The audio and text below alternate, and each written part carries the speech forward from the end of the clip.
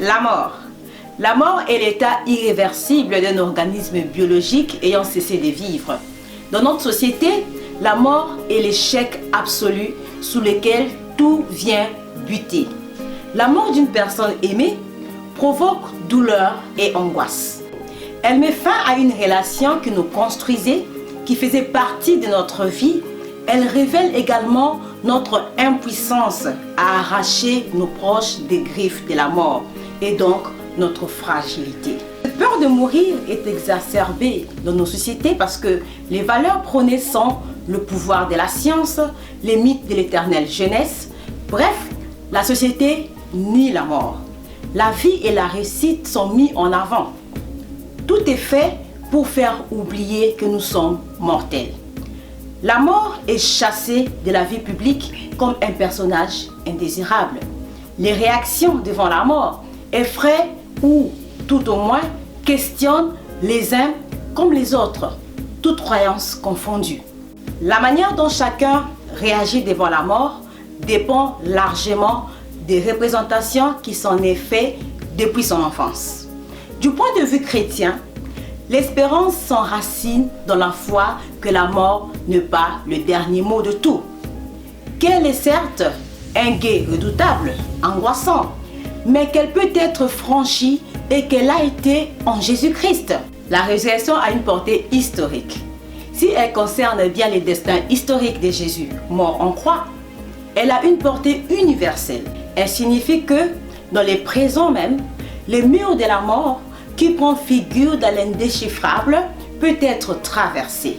Grâce à Jésus, la mort n'est plus la fin de toute vie, mais un passage vers une autre vie.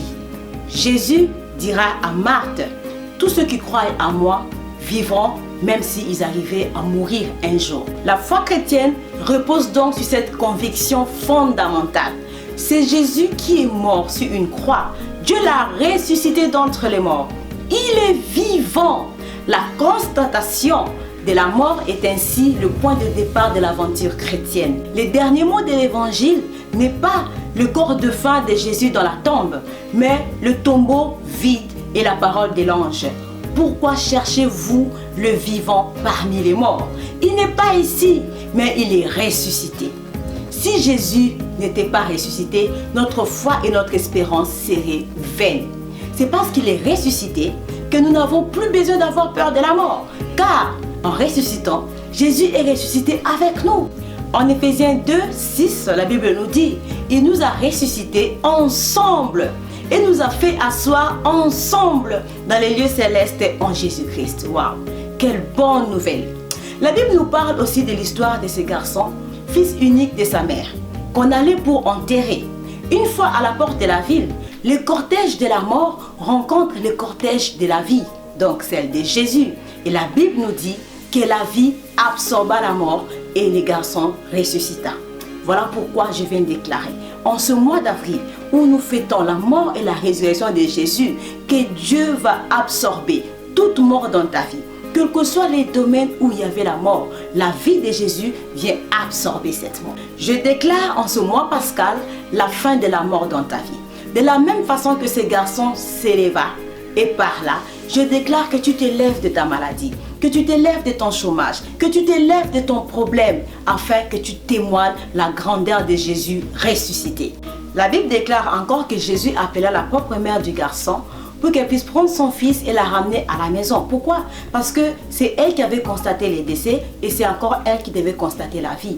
Je déclare en ce mois pascal que ceux qui ont constaté les décès de ton mariage, les décès de tes affaires, les décès de ta santé seront les premiers à constater ta guérison, à constater ta vie au nom de Jésus. De la même façon que les femmes ont cherché Jésus parmi les morts, mais il n'était plus parce qu'il avait déménagé, je déclare en ce mois que tu changes d'adresse. On te cherchera dans l'impudicité, on ne te trouvera plus. On te cherchera dans les mensonges, on ne te trouvera plus. On te cherchera dans la pauvreté, on ne te trouvera plus. Parce que Dieu t'a ressuscité de toutes ces choses. Tu es ressuscité d'entre les morts avec Jésus-Christ. Car alors que la mort marque la fin de la vie d'une personne, la mort de Jésus par contre a marqué le début d'une nouvelle vie pour nous.